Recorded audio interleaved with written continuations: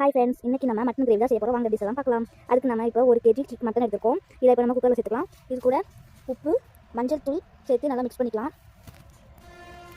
இதை நல்லா கிண்டி விட்டுக்கோங்க. இது கூட கொஞ்சம் தண்ணி, மட்டன் முழுகிற அளவுக்கு கொஞ்சம் தண்ணி இருந்தால் போதும். இது ரொம்ப தண்ணி ஊற்ற வேணாம், கொஞ்சம் கம்மியாகவே இருந்தாலே போதும். இது நல்லா கிண்டி விட்டுக்கோங்க. இப்போ இதை நம்ம மூடி போட்டு அடுப்பில் வச்சிடலாம். மட்டன் ஒரு 5 விசில் விட்டால் போதும். இப்போ நம்ம கடாயில் 2 டேபிள் ஸ்பூன் ஆயில் ஊற்றிக்கலாம்.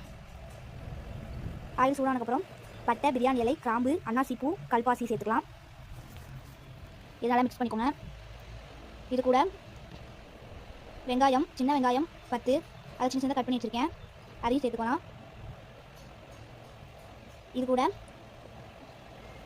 5 பச்சை மிளகா, இது 2 நல்லா வதங்கட்டும்.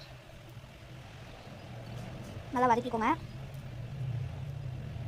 இது கூட கொஞ்சமாக சோம்பு சேர்த்துக்கலாம்.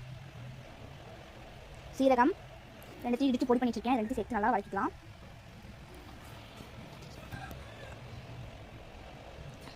வெங்காயம் நல்லா வதக்கிக்கோங்க. இது கூட நான் 2 மீடியம் சைஸ் தக்காளியை மிக்ஸி ஜாரில் போட்டு அரைச்சி வச்சுருக்கேன், அதையும் நம்ம சேர்த்துக்கலாம். அதையும் சேர்த்து நல்லா மிக்ஸ் பண்ணிக்கலாம். தக்காளி நல்லா வதங்கட்டும்.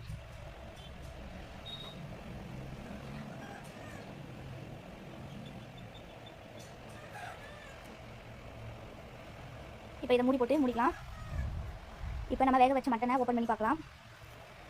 பாருங்கள், மட்டன் நல்லாவே வெந்திருக்கு. இப்போ நம்ம மூடி எடுத்துட்டு நல்லா தக்காளி நல்லா வதங்கிருக்கு, எண்ணெய் பிரிஞ்சு வந்துருக்கு. இது நல்லா கிண்டி விட்டுக்கலாம்.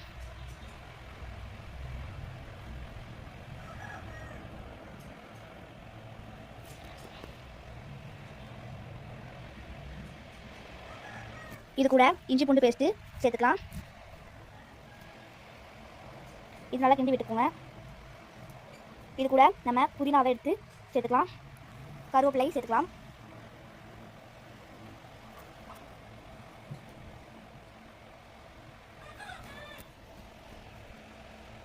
இப்போ இது கூட 3 ஸ்பூன் மல்லித்தூள், 2 ஸ்பூன் மிளகாய்த்தூள், 1/2 டீஸ்பூன் மஞ்சள் தூள் இது சேர்த்து மிக்ஸ் பண்ணிக்கோங்க.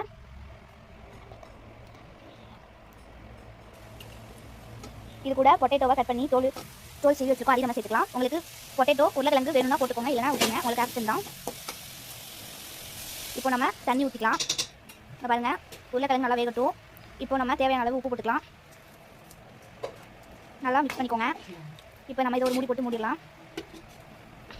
இப்போ நம்ம வேக வச்சுக்கிற மட்டனை எடுத்து அந்த கிரேவியோடு நம்ம மிக்ஸ் பண்ணிக்கலாம். நல்லா கிண்டி விட்டுக்கோங்க. இப்போ இது ஒரு மூடி போட்டு முடிங்க. இப்போ 1/2 மூடி தேங்காய் பால்